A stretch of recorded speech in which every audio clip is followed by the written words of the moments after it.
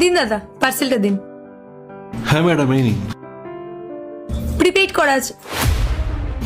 করা আছে।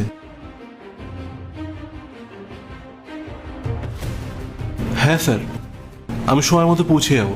আসলে বাইরে বৃষ্টির ওয়েদার তো, তাই আসতে একটু দেরি হচ্ছে। ঠিক আছে স্যার, আপনি কোনো চিন্তা করবেন না।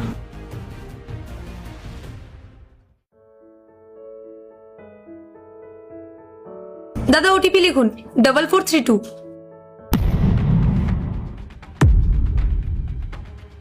এ নিন আপনার হেলমেট, বসুন।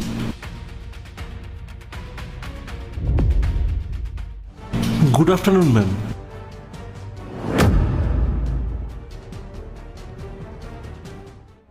এই যে ম্যাডাম, আপনার প্রতিদিনের ঝামেলাকে ধরে নিয়ে এসেছি। এবার বলুন ওর সাথে কি করা যায়। হ্যাঁ স্যার, এই লোকটা আমাকে কিছুদিন ধরে সাংঘাতিক জ্বালাতন করছে।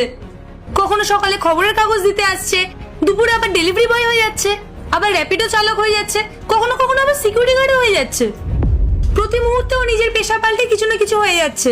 আমি নিশ্চিত স্যার যে ও আমাকে ফলো করছে। আপনি জানেন ওর ভয়ে আমি ঘর থেকে বেরোতে পারছি না। আমি জানি না স্যার যে ও আবার কখন কি পোশাক পরে আমার সামনে এসে দাঁড়াবে। স্যার আপনি প্লিজ ওকে এক্ষুনি অ্যারেস্ট করুন। কি রে ম্যাডাম, এগুলো কি বলছে শুনতে পাচ্ছিস? আচ্ছা, তোর এসব করতে লজ্জা করলো না? বাড়িতে তোর মা বোন নেই? হ্যাঁ স্যার, ম্যাডাম যেগুলো বলছেন সেগুলো সবটাই সত্যি, কিন্তু আপনারা যেটা ভাবছেন তেমনটা মোটেই না। তার মানে ম্যাডাম একদম ঠিক বলছেন, তাই তো? ম্যাডাম আপনি বরং এক কাজ করুন, কাগজে একটা লিখিত অভিযোগ আমার কাছে জমা দিয়ে দিন। তারপর দেখছি আমি ওর কি হাল করতে পারি। স্যার স্যার শুনুন, ম্যাডাম যা বলছেন সব কথাই সত্যি, কিন্তু আমার ম্যাডামকে নিয়ে কোনোদিনও খারাপ উদ্দেশ্য ছিল না।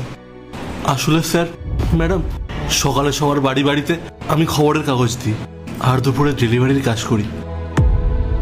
আসলে বৃষ্টির দিন তো, তাই ডেলিভারিটা করে বেশি ইনকাম হয়ে যায়।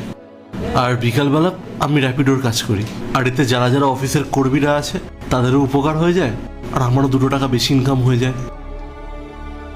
আর সন্ধে হলেই আমি সিকিউরিটি গার্ডের কাজ করি, তাহলে আমার কাছে একটু বেশি টাকা ইনকামও হয়ে যেত। এর থেকে আর বেশি কিছুই না স্যার আর ম্যাডাম। পার্ট 2 দেখতে সাবস্ক্রাইব করো ভেলকু 78M।